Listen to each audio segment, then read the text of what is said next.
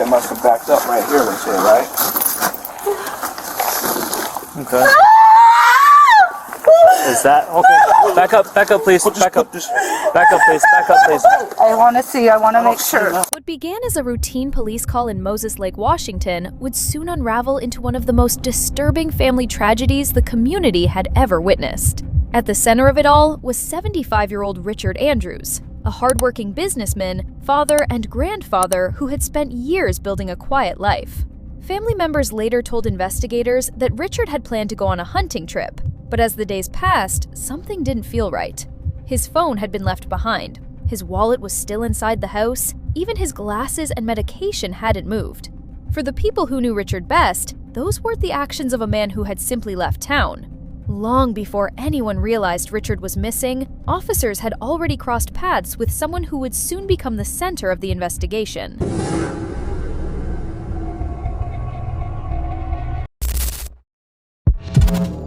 It started with a report of a suspicious pickup truck. A neighbor called police after noticing Richard Andrews' truck being driven under unusual circumstances. Officers quickly located the vehicle and initiated a traffic stop, believing they might be dealing with a stolen truck. Here's what happened. The truck was reported as stolen. Okay? Whose truck is this?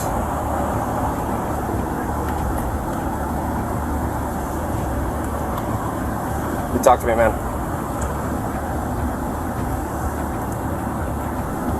It's my truck. It's your truck? Yeah. Okay. Do you have your ID? Registration? Just go ahead and turn it off, please. Alright, man. Here. Just come in and step out of the car, okay? What up, Greg? What's up, man? Alvarado? Yeah, how you doing, Isaiah? Good day. Another day? Hey, don't Don't reach for anything. Bro, Okay. put detain you right now? No, bro. Okay, Okay. make sure you don't have any weapons on you, okay? I do got a weapon on me. What do you have? I think I got a knife right here You in have a my knife? pocket. Pocket knife? Yeah. Okay, I'm just gonna take that out while we talk to you. Fair? This one, that's it. Behind the wheel sat 27-year-old Isaiah Joshua Thomas, Richard's grandson. As officers approached, one of them immediately recognized the young man. Officer Alvarado had gone to high school with Isaiah years earlier. He remembered him as a talented football player with a bright future, but standing in front of him now was someone who seemed completely different. Isaiah answered questions, but something about his behavior didn't sit right with Alvarado. Wanting to confirm the truck's ownership, the officer called Isaiah's mother, Cassie. Hello? Hello, this is Officer Alvarado with the Moses Lake Police Department. I'm trying to reach Cassie. This is she. Hey, do you have a son, Isaiah? Yes, I do. Hi. What's going on? So, we had a call earlier about him being in someone else's vehicle, and we're trying to figure out if he owns. He's in a truck now, a gray Chevy Silverado. Okay. We're trying to figure out if this is his truck or not, because he's saying it is, but I guess the person that called about him said that he stole the truck from another neighbor. No. Are you with him right now? Yeah. Does it have Alaska plates? Yeah. Okay, yeah, that's his and his grandfather's. Okay, who's his grandpa, if you don't mind me asking? Richard. Okay. Yeah, so, yeah, he probably let him borrow it. Okay. Yeah, he's staying with his grandfather right now. What's the address? 430 Dale Road. Yep, that's where the truck was taken. Okay. Well... Okay, that's weird. Yeah, no, that clarifies something, because we thought potentially this truck might have been stolen, so we were trying to figure it out. No, I'm sorry about that. No. Cassie explained that the truck belonged to her father, Richard Andrews, and that Isaiah had been living with him. She insisted Isaiah had permission to drive it. Before ending the call, Officer Alvarado asked something that had been bothering him since the stop began. He told Cassie that he remembered Isaiah from high school and asked if he was okay because he didn't seem like himself. Cassie reassured the officer that Isaiah was fine and suggested he was probably upset after being accused of stealing a truck he was allowed to drive. At the time, the explanation seemed perfectly reasonable. I went to high school with Isaiah. He never really like this. Is everything okay? It should be. He should be fine. Okay. He just seemed a little bit off to me when he was talking. Well, probably because he's being accused of something he didn't do. So I don't know. It's his truck. It's his grandpa's truck. Yeah, he lives at 430 Dale. Officers had no reason to believe a violent crime had occurred. Isaiah was released and everyone went their separate ways. But only hours later, everything would change. Hey, so I know you don't want to talk about this. It's cool. You don't have to, okay? But the fact was that you were in someone else's car, and they want to pursue charges for that. So I am going to be filing charges with the prosecutor's office for attempted vehicle crime. Okay? Is that Dale, the 430 Dale address, your grandpa's house? Is that a good mailing address for you? Okay. So you all right, man? You like off the books? Do you want to talk about anything? I'll turn off my camera right now. We can have a conversation, bro. Like, it's like to be real, bro. Yeah. To be 100% real, it's just like we're at a time right now, bro. Yeah. It's a time in everybody's life, bro, where they just need to like really reevaluate what the fuck. Yeah. What's going on, you know? Yeah. Because there's some shit going on, man. Anything you want to talk about with me? Oh no, bro. It's just like it's deeper. It's deeper. Okay. It's a lot deeper than what we see. Okay. That's all. Alright, man. Well, if you need anything, please don't hesitate to call. I'll sit down and have a conversation with you, bro. For sure. Alright? Yeah. Can I help you? I was wondering if I could speak to somebody about a missing person. In Moses Lake? It's my father. Nobody's seen him. Yes, Moses Lake. Okay. And his first and last name? Richard Andrews. And what is his home address? Is it the 430 Dale? Correct. All right, Kelly, I've got this report started. I'm going to hand it over to the officers. I just need you to try to find a recent picture of him. And if you hear from him or anything changes before they contact you, go ahead and give us a call back and let us know, okay? Okay. Another call came into dispatch. This time, it wasn't about a truck. It was about a missing man. One of Richard's daughter, Kelly, contacted police requesting a welfare check after no one had been able to reach her father for several days. According to the family, Richard would never disappear without telling someone. Leaving behind his phone, wallet, medication, and other personal belongings made even less sense. Officers headed to the Dale Road home Richard shared with Isaiah, hoping there was a simple explanation. Instead, they walked into a family already consumed with worry. Hello. Well, I'm doing better than you guys. Can't find your dad. Kelly, I'm Juan. How's it going? How are you? Carmen. Carmen? All right. You know me. Let me just talk to you. Sorry. Jeez. So, we have no idea. The neighbor talked to my husband. This is my husband, Mike. Hi, Mike. I'm sorry. I'm He Juan. hasn't seen him in a day and a half or so. I haven't seen him longer than that, but yeah. And who lives here? My son, Isaiah. Okay, Isaiah. Oh, this is Isaiah lives here. Okay, does Isaiah know where he's at? Where he was? Hasn't seen him for a day and a half either, so nobody knows. Like I said, his wallet's here, his phone's here, his glasses here. His friend's been calling his phone. Nobody is. I haven't talked to his friend. He does have his phone. You said he does not. He does not. Several of Richard's daughters were waiting outside when officers arrived. They explained that no one had seen or spoken to Richard, and the longer they searched for answers, the more concerned they became. As officers gathered information, the front door opened. Isaiah stepped outside while casually smoking marijuana in full view of the officers. And is this normal? No. What's wrong? Okay. What's that? Nothing. Do you know where is it your grandfather? Yeah, it's my grandpa. Do you know where he's at? No, I have no clue where he's at. No. He didn't tell you anything where he was going? Did you see him leave? No. So basically what I did see was him talking to somebody out here. And he was not in the street.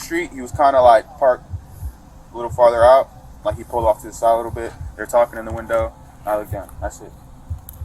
Okay. And that was yesterday? That was a day and a half ago. So Okay.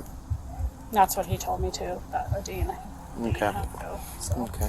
same with the neighbor here. So the last time was about a day and a half, and you haven't seen him in about 5 days. Yeah, it's been longer than that because I was here Friday night. He did tell me that he was going up to the res, but I just got confirmation from Greg, right? But he's not there, so I don't know. Which res? Colville? Colville? Yeah. Okay. Yeah, he has property up there, but we already put a phone call up there, and they said nobody's Nobody's there. Okay. And he wouldn't go without one of his own vehicles. He's never gone without his own truck. So this one's his? this one. What time was it when you saw him last? I don't remember. Was it morning, afternoon, night time? It was afternoon. Afternoon? It wasn't like late afternoon though. Okay. Alrighty. The contrast was striking. While Richard's family searched for answers about their missing father, Isaiah appeared unusually relaxed. He calmly answered questions and claimed he hadn't seen Richard for several days, explaining that his grandfather had left after speaking with someone outside. At that moment, officers couldn't prove his story was false, but the family's concern continued to grow. Then something happened that immediately stood out. You need to go down to a shop, take some pictures down there. For where? To a shop down there. To me, it looks like there's something going on. Down there looks like some burnt shit that's laid out there, and some. Where's the shop? The shop's down in the valley. You know where the motorcycle shop is? Yeah. Okay. So what's going on with that? That's just if he's not here, he's usually down there. Oh, I got you. I thought something. Do you think something else is going on down there? No. I'm just saying that if he's not here, he's down there. No, and he's asking. No, what I'm saying is that's something that was out there. It looked like there's some burnt up shit out there that's never been there. Okay. What's that address out there? What's that address? On Valley Road? It's not really an address. I ordered DoorDash there a couple times. As officers continued speaking with the family, Anthony, Isaiah's dad, had just returned from checking Richard's shop, and something about what he had seen immediately caught everyone's attention. He told Officer Rodriguez that something didn't look right at the property. The ground appeared to have been disturbed. If Richard wasn't at the Dale Roadhouse, Anthony believed there was only one other place he would be: his shop. Fire station right behind there. Isaiah, But I don't know the Isaiah, actual when's the last time address. you So, seen- what's Carmen's Isaiah. address? A day and a half ago. He's already out. Bro, why y'all keep all in? No, Bro, y'all pissing me off, bro. You're pissing me off too. Okay. Everybody pressing me like I. You're the closest thing to him. Okay, The and last I person told we you. seen, that's why. All right, I'm not gonna get. No need to get frustrated about it. I just keep repeating myself. Did I ask? I think I need to. There might be another address to go check in the valley where he's working, but I'm trying to work on where it's at. I'm going to try and Hey, get the... Anthony. Anthony then turned toward Isaiah. He began asking his son question after question. When was the last time he had seen him? As the questions became more direct, Isaiah's demeanor began to change. The calm attitude he had shown earlier gave way to visible frustration. He became defensive, insisting everyone was overreacting and denying that he knew anything about Richard's disappearance. Officer Rodriguez watched the exchange closely. The tension between father and son was impossible to ignore. Anthony wasn't satisfied with Isaiah's answers, and Isaiah appeared increasingly uneasy as the questioning continued. With Anthony's concerns about the shop and the growing tension at the house, deputies decided they needed to check the property immediately. Within minutes, they were on their way. Unaware they were about to uncover a scene that would transform a missing person investigation into a homicide case. So, because we don't know the exact address, if you want to follow Anthony down to his shop down in Cascade Valley, Okay. just near the motorcycle shop there at the bend okay. somewhere. Just don't know where, and just see if he's there. See if there's anything. What kind of vehicle is he driving? Nothing. No? Both of the vehicles are accounted for. Okay. His cell phone's here, wallet's here, everything's here, dog's here. Just whatever he had on his person in his pocket was always fine. Okay. So, all right, thank you. Anthony's concerns were enough to convince officers that they needed to take a closer look at Richard's shop. Sergeant Rodriguez turned to Officer Alvarado and instructed him to follow Anthony to the property to see exactly what had caught his attention. If something truly wasn't right, they needed to find out before any potential evidence was disturbed. As Alvarado pulled away from the Dale Road house, Anthony led the way toward the shop just a few miles away. At that point, officers still hoped there was an innocent explanation. Perhaps Richard had simply gone there to work, or maybe Anthony had mistaken what he had seen. But the urgency in Anthony's voice suggested otherwise. Would there be any other friends here in town that he would go to? She called his one friend that we thought he might have left with, and his other friend who owns the truck. He doesn't know where it's at. Okay. Because he actually called his phone earlier today. Yeah, I have his phone. So Okay. his sisters don't know where he's at. My other sister called Roberta. Alina doesn't know. Okay. Alina's the one he actually owns a property with. They're both here. Okay.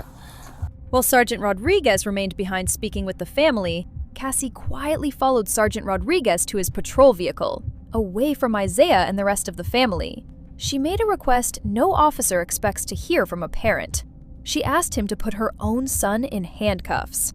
Rodriguez immediately stopped her and warned her not to say anything where the others could hear. At that point, Officer Rodriguez had no evidence connecting Isaiah to a crime. Richard was still considered a missing person. Even so, hearing a mother privately ask police to handcuff her own son added an unsettling layer to an already mysterious case. Get out of your car and come get my kid. Put him in cuffs right now. Get out of your car and come get my kid. Put him in cuffs right now. Get out of your car and come get my kid. Put him in cuffs right now. By the time Officer Alvarado arrived, several family members had already gathered at the shop. What he saw next immediately told him this was no longer a routine welfare check. Richard Andrews' body had already been uncovered from a shallow grave. Only a short distance away, another section of disturbed ground had been dug up. As Alvarado walked closer, family members were gathered around a garbage bag that had just been pulled from the ground. Within moments, the horrifying truth became clear. Inside the bag was Richard Andrews' severed head. In an instant, the missing person investigation was over. The search for Richard had become a homicide investigation, and officers now faced the difficult task of securing a chaotic crime scene, while grieving family members struggled to process the unimaginable. We found some chart right here. They're saying the truck. There was a truck that must have backed up right here. They say, right? Okay. Is that okay? Back up, please. Back up, please. Back up, please. I want to see. I want to make sure. Back up. Hold on. I don't see anything. Him, calm down. Oh my God. Okay, back up, please. Back up. Okay, ma'am, can you come this way, please? Ma'am, can you come this way, please? Ma'am.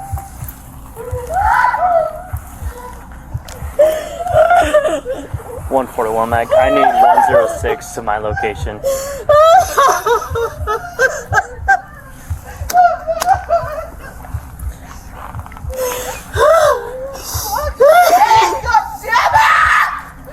Okay.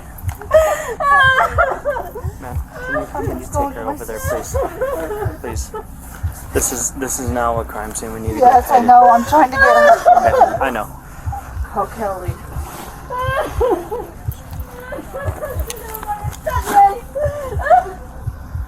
Oh, Kelly, first adult.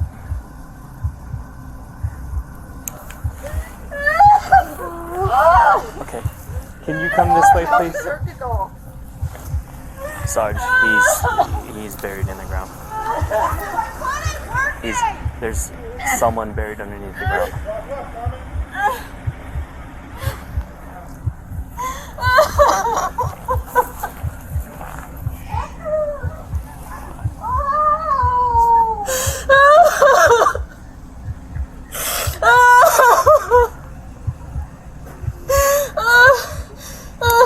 What's that?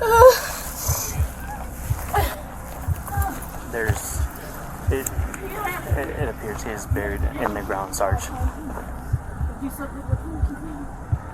Yeah, here. The discovery sent the scene into chaos. Family members surrounded the burial site as Officer Alvarado tried to secure the area and prevent any further disturbance to potential evidence. Emotions were running high, and everyone seemed to be talking at once. Almost immediately, Richard's daughter Kim pointed the finger at her nephew, Isaiah. Before detectives had processed the scene or collected any physical evidence, she was convinced he was responsible for what had happened to her father.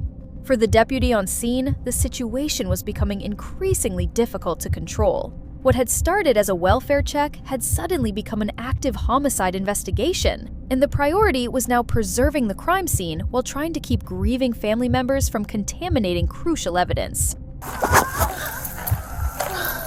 I'm not moving right now, I can't. Okay. Don't touch me. Do you want me to help you? No, don't fucking touch me. Okay. I knew this was gonna happen. That was his son, my sister's son that's at their house right now did it. And the gun's probably on the bed. It's a rifle that's laying in my mom's bedroom on the bed. And he has mental illness. So we're having the county respond, okay? And their supervisor is gonna come and they're probably gonna set up a containment, okay? Please, I just ask that you guys try to cooperate as much.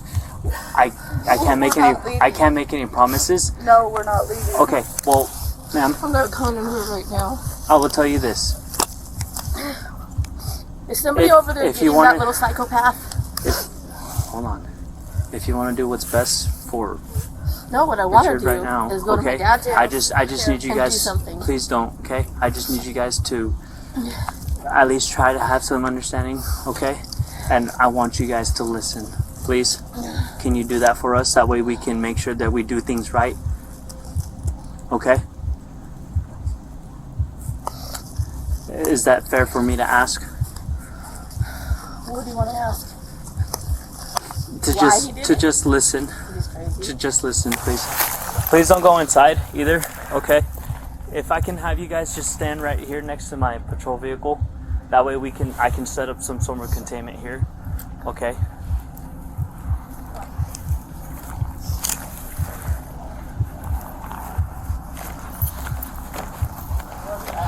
Right here.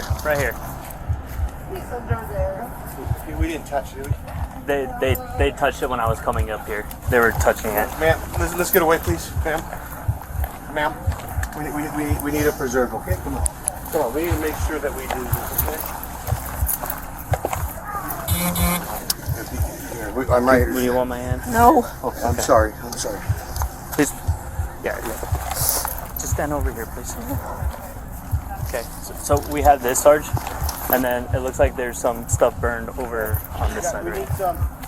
We need everybody, please. We need everybody back, please, okay? Ma'am, we do need everybody out of here. If you want, we need to preserve this, okay? I get it, you're upset. But if you want justice... I already know who fucking did it. Listen to me, please. I know you know. Yeah. We need other things to make this work. Please. Just a few minutes later, Sergeant Rodriguez arrived at the shop and stepped straight into the confusion. He immediately began directing family members away from the gravesite, reminding everyone that this was now a crime scene, and that investigators needed room to do their job. But with emotions overwhelming the family, restoring order was anything but easy. As officers slowly regained control, another familiar face arrived. No, you can't go. Now you can't. Listen. I just gotta see.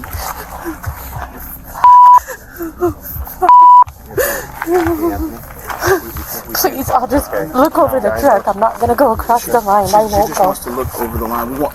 She won't go past the line. I'll make sure. Go on, Look please. by the door. Oh, please. By the door. By the door, where it's open.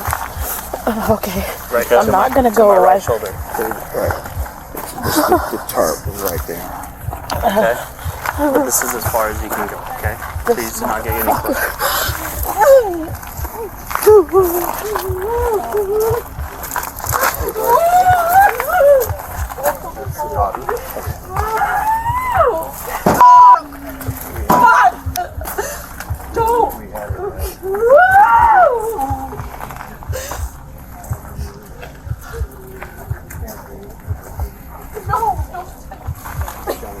That was Cassie, one of Richard's daughter and Isaiah's mother. Only a short time earlier, she had privately urged Sergeant Rodriguez to arrest her own son before anyone even knew Richard had been killed. Now she was standing at the very place where her father's body had been found. The earlier conversation immediately took on a much different meaning. Before investigators could ask Cassie why she had become suspicious of Isaiah so early, they had to deliver the devastating news. Richard Andrews had been found. The search was over. As detectives continued securing the property, they began overhearing family members talking among themselves. The conversations were emotional and increasingly frantic. Then one statement immediately caught the officers' attention. According to Carmen, Anthony had already left the shop and was heading back to the Dale Road house. Don't say anything, just be quiet, please. You know what's going on. It's over there already. I get it, but I've heard everybody, but we need things to figure out. 106 Mac, we need units down at 430 Dale. After seeing Richard's body buried in the ground, he believed his own son was responsible. Officers immediately recognized the danger. Anthony was grieving, angry, and on his way to confront Isaiah. If they didn't act quickly, there was no telling what might happen when the two came face to face. Without hesitation, officers radioed ahead and made it clear that Anthony and Isaiah needed to be kept apart. Got detaining right there. Okay. Let her get her punch. Get in the back. Nope. Just stay back. Stay back. Stay back. Back up. Stay back. Go back now. No, come on. Did you, Isaiah? Need you guys to stay back, okay? Please. Just secure him in your car. Thomas. Frisk him for weapons, please. Did you do it? Please stay back, sir. Sam, did you do it? Look at me. Did you do it? Please. I need you to stay back, sir. Did you do it, Isaiah? Look at me. Yeah, you're my firstborn. Did you do it? While deputies rushed back toward the house, investigators remained at the shop to begin documenting the scene. As they examined the area more closely, several details stood out. Scattered across the grass were pieces of burned debris, suggesting someone had intentionally destroyed possible evidence. The burial site itself also appeared anything but natural. Investigators noticed that sections of the lawn had been cut out, replaced over the grave, and even watered, seemingly in an effort to make the ground appear untouched. It was clear someone had gone to considerable lengths to hide what had happened. But one question still remained unanswered. Had Richard been murdered at the shop, or had his body simply been brought there after the killing? To find the answer, investigators turned their attention to the building only a few feet away. Inside the shop, they carefully cleared each room, searching for any indication that a violent attack had taken place there. One detail immediately caught their attention. The shower appeared to have been used recently, raising the possibility that someone had tried to wash away evidence. Apart from that, however, investigators found no obvious signs of a struggle. Nothing inside the shop suggested Richard had been killed there. That realization shifted the entire investigation. If the murder hadn't happened at the shop, then detectives believed the answers were likely waiting back at Richard's home on Dale Road. The next step was clear. They needed a search warrant. And once investigators entered that house, the evidence they found would begin to reveal how Richard Andrews spent his final moments. Okay. Shallow grave. The other sister started digging, and then we saw his basically shallow grave. The reason why it's possibly that it's him, is because he fucking smokes weed and he has these fucking crazy episodes. It's crazy shit that he's on. Or so, can you get camera, please? Whatever he's going through. Can we get the camera up enough? We don't need this all closed down. As investigators continued comparing the family's statements with what they had found at the shop, the focus increasingly shifted toward Isaiah. He was detained and transported to the Moses Lake Police Department, while detectives worked to determine exactly what role, if any, he had played in Richard's death. Back at the station, Isaiah remained largely uncooperative. He wasn't providing investigators with the answers they were looking for, leaving detectives to rely on the evidence instead. As part of the booking process, officers began collecting the clothing Isaiah had been wearing that day. One item at a time, his clothing was removed, photographed, and taken into evidence. Then investigators asked him to remove his shoes. You need to take off your shoes for us. What's up? You need to take off your shoes.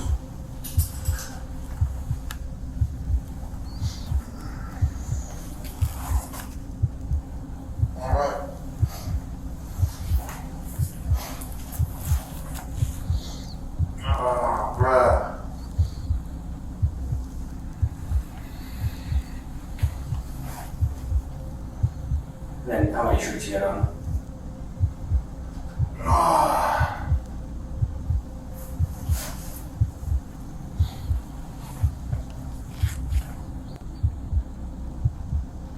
Okay, Mr. Thomas, you take off your shoes.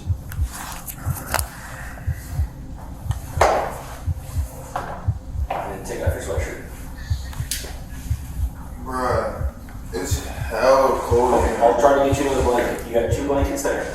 I'll try to get another one. Oh shit. But your hood has strings in it, and you can't have those in here. So take off your sweatshirt, please.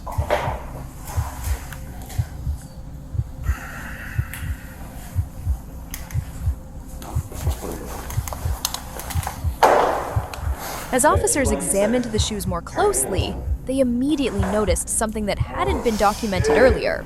The shoes were coated in dirt. But what caught their attention even more were stains that appeared to be dried blood.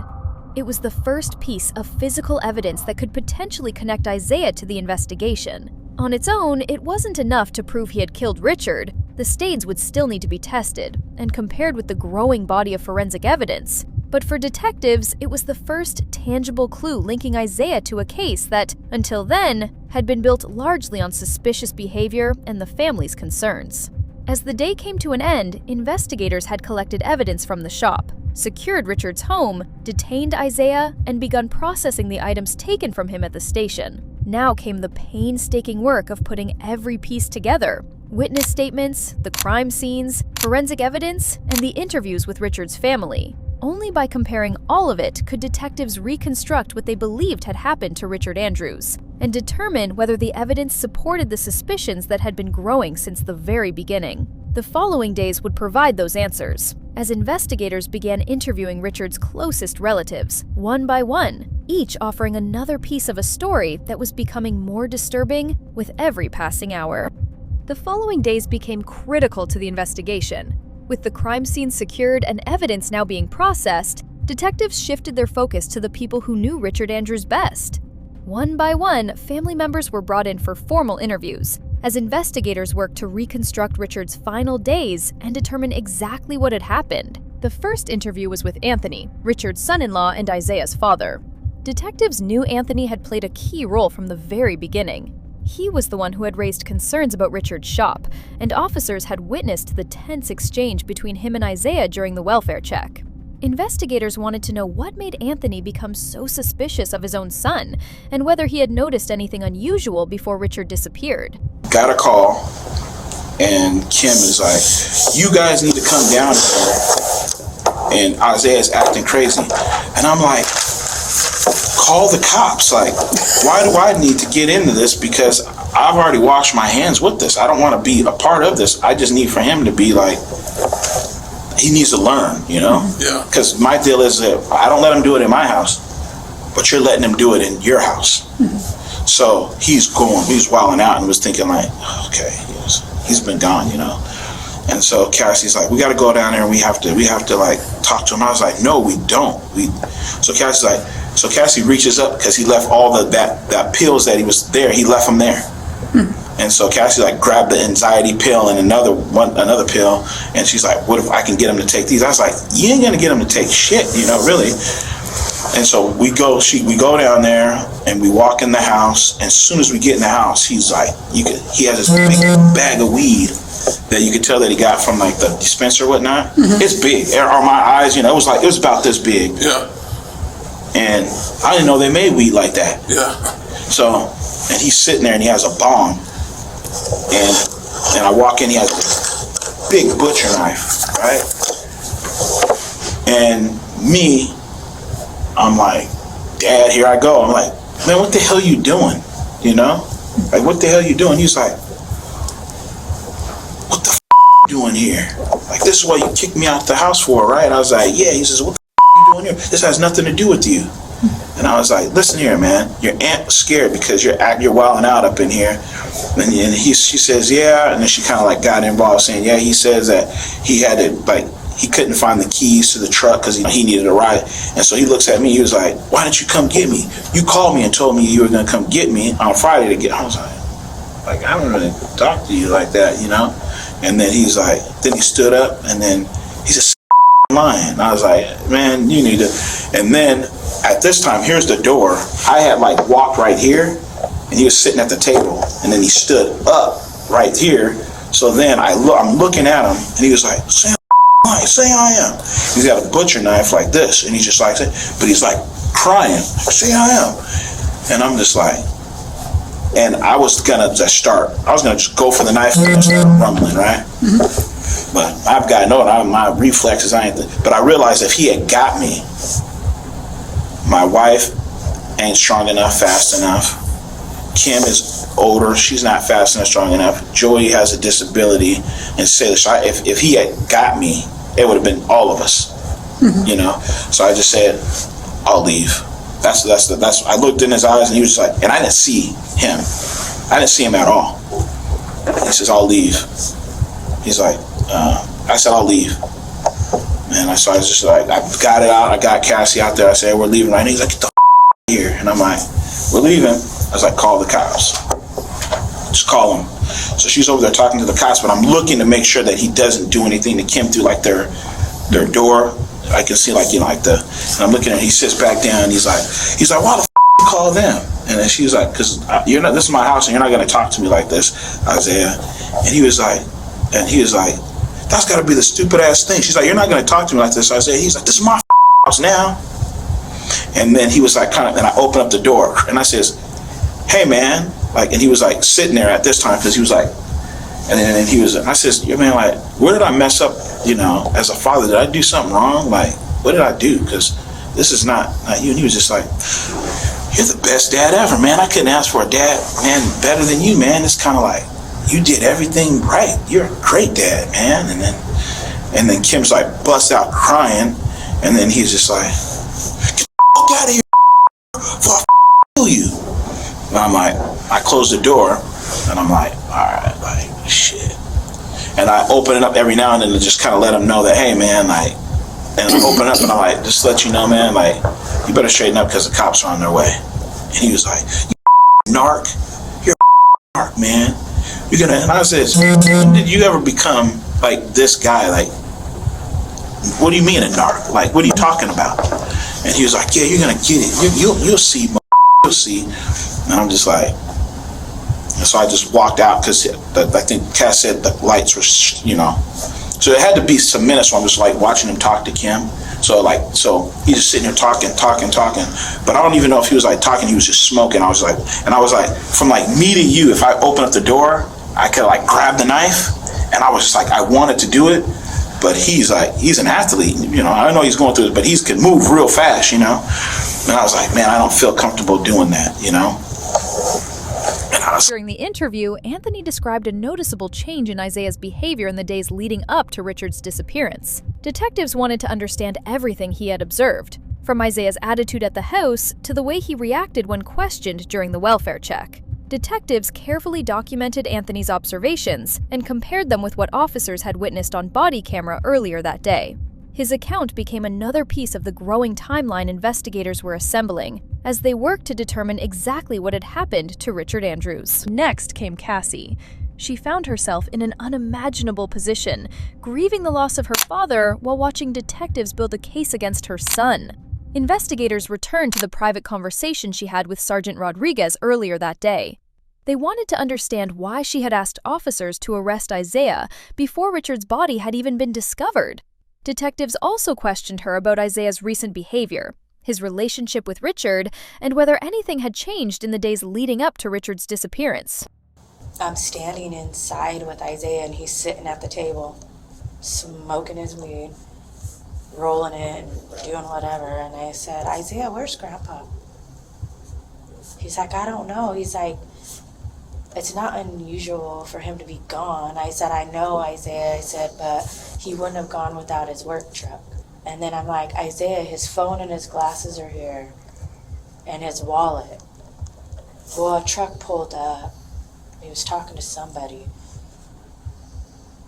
And I said, well, did you see it? And he's like, well, why are you pressing me about it? And I said, Isaiah, I said, you're here. I said, you were the last person to see him, and we can't find him. I said, he wouldn't have left this stop. And he's, you know, my sister called and said, oh, well, fuck this, I'm filing a missing persons report. Juan showed up and Rodriguez, sorry. No, you're good. I know.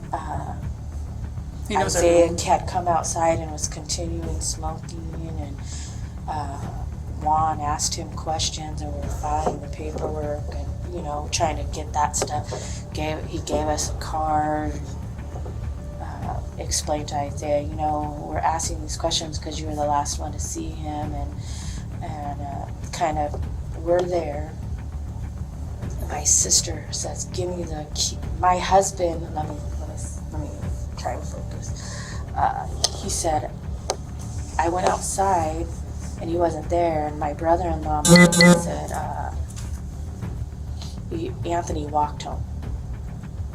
He said he was pissed, and before he goes to jail or anything, he's going home. Carmen said, give me the key or the fob to the Denali, and I said, okay. She said, I'm going to the shop, because that's the only other place that he would be. Which sister was this? Huh? Which sister was this? Carmen. Was it Carmen or Kim that asked for the key fob? Carmen. Carmen, okay. But we're still out there.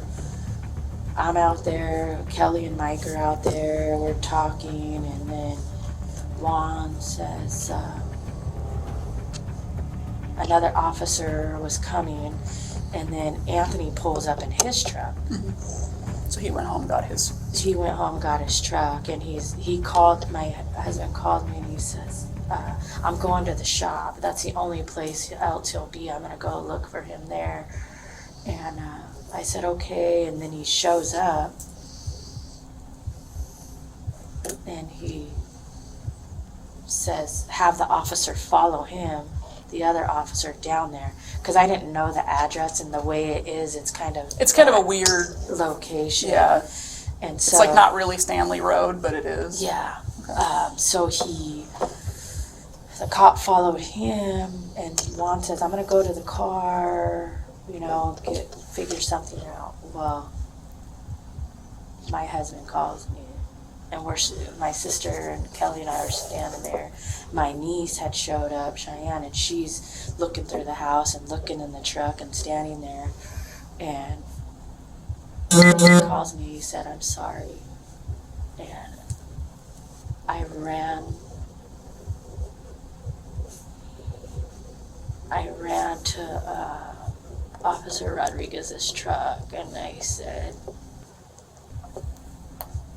you have to put handcuffs on him, you have to arrest him.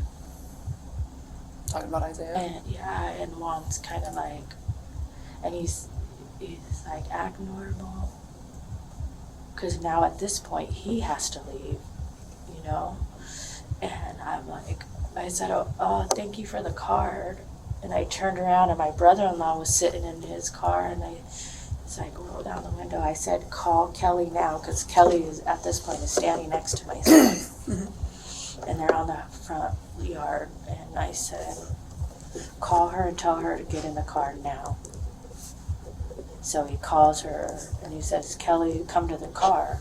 So she comes and gets in, and I'm on the road, I walk over to my niece, because she's standing on the driveway by the truck, and I said, Cheyenne, get in your car now. I said, now. And Anthony's blowing my phone up, like, get the hell out of there, you don't know what you could do, you know, he's trying to get me to leave. And I said, I'm getting in Cheyenne's car. So I get in with Cheyenne and her fiance, and the kids are in the car, and then Kelly and Mike are in their car. And Anthony's telling me, get out of there. And I said, I can't. I said, I have to wait here until they arrest him.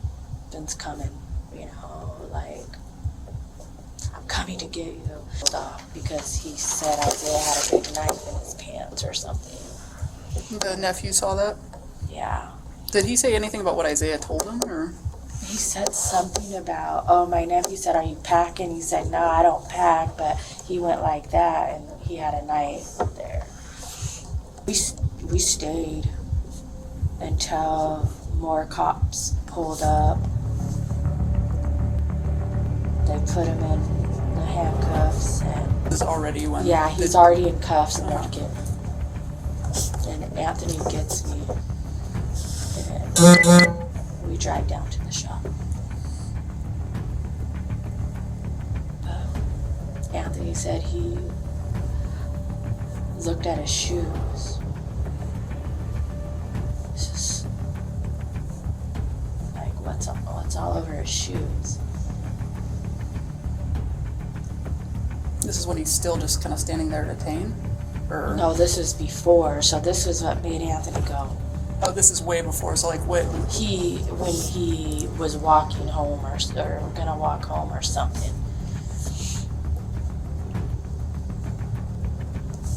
When did what did he ask that? Like, what's up with his shoes? Was that like he was asking you that? Yeah, on the phone. I don't remember really when.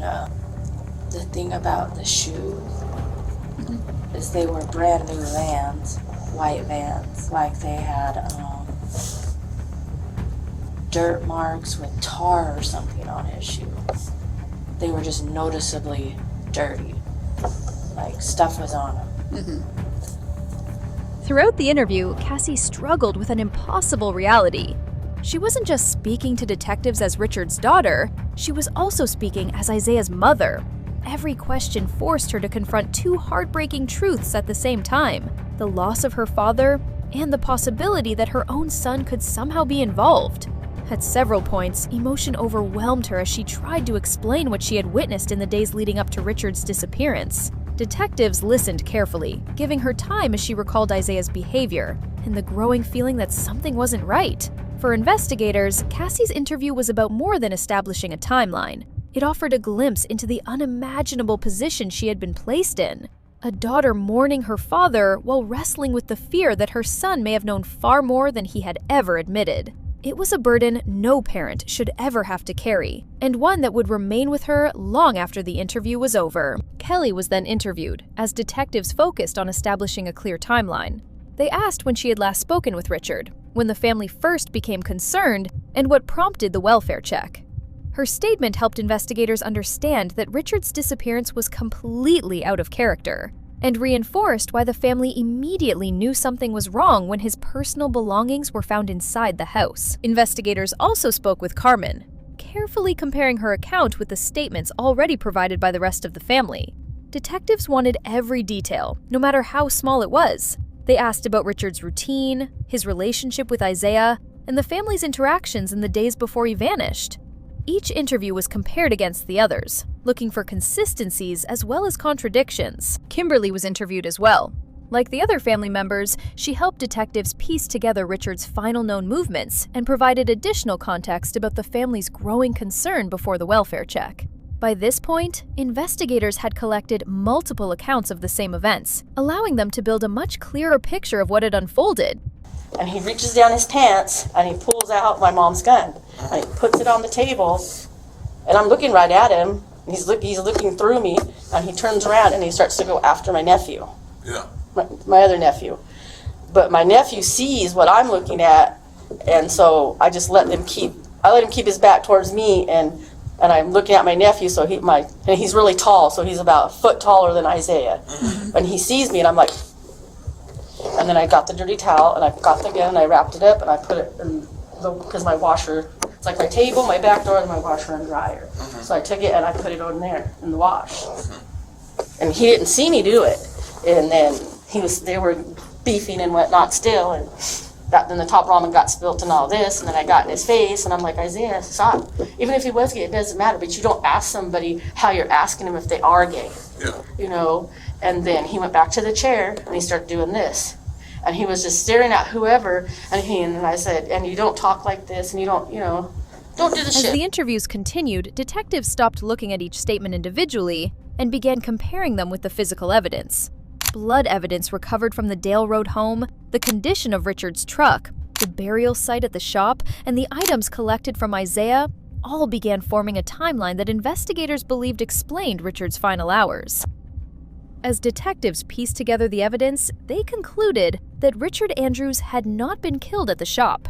Instead, investigators believed the attack began inside the Dale Road home, before Richard's body was transported to the shop, buried in a shallow grave and concealed in an apparent attempt to hide the crime. The physical evidence collected from both locations, combined with the interviews and forensic findings, helped investigators reconstruct what they believed had happened. With the investigation complete, prosecutors moved forward with the case against Isaiah Joshua Thomas.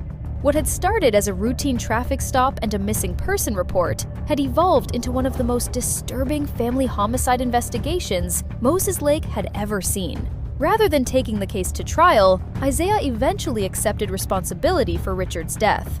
He pleaded guilty to second-degree murder with a deadly weapon enhancement and unlawful disposal of human remains, bringing an end to months of uncertainty for Richard's family. On March 10, 2026, Isaiah Joshua Thomas stood before a judge and was sentenced to 244 months in prison, a little more than 20 years behind bars. Although the sentence brought the criminal case to a close, it could never undo the devastating loss Richard's family had suffered.